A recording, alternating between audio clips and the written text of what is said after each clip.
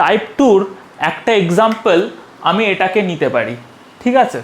তো টাইপ টুর এক্সাম্পলে আমি দেখতে পাচ্ছি px প্লাস কিউ, আর এখানে 3x মাইনাস 1 আছে, আর নিচে x মাইনাস এ তার হোল স্কোয়ারের কম্প্যারিজনে x প্লাস 2 তার হোল স্কোয়ার আছে।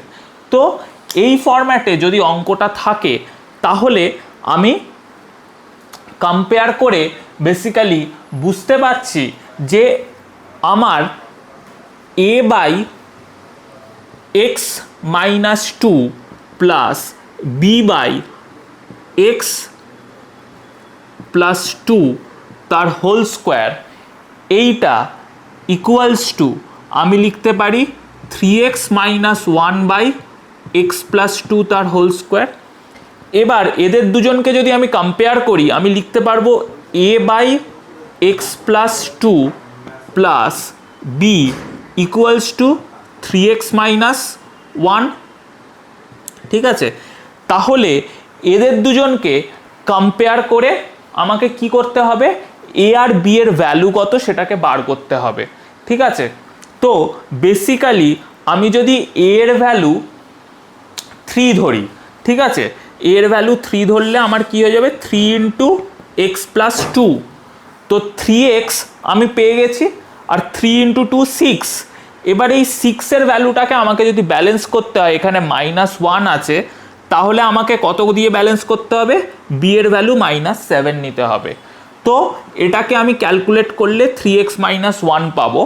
তো বেসিক্যালি আমি এ আর বি এর ভ্যালু পেলাম a equals to 3 and b equals to -7, ঠিক আছে।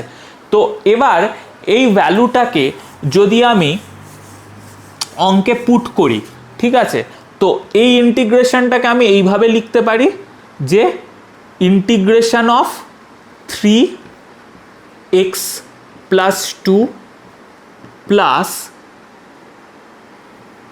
dx plus integration of -7 by x plus 2 তার হোল স্কোয়ার dx। এখান থাকতে লিখতে পারি 3 integration of dx by x plus 2 minus 7 integration of dx by x plus 2 তার whole square, ঠিক।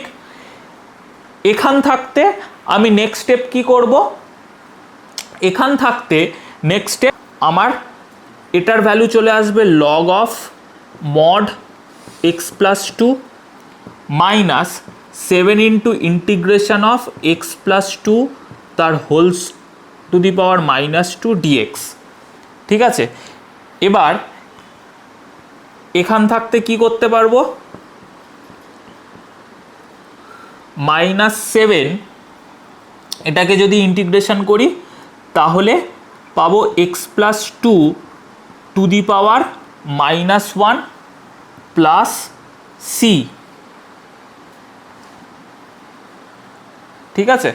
তো এর ভ্যালু আসবে 3 by log mod x plus 2 minus 7 by x plus 2 plus c. তো এটা আমার অ্যান্সার হয়ে যাবে। তো এইভাবে আমি integration of partial fraction type 2 করতে পারবো।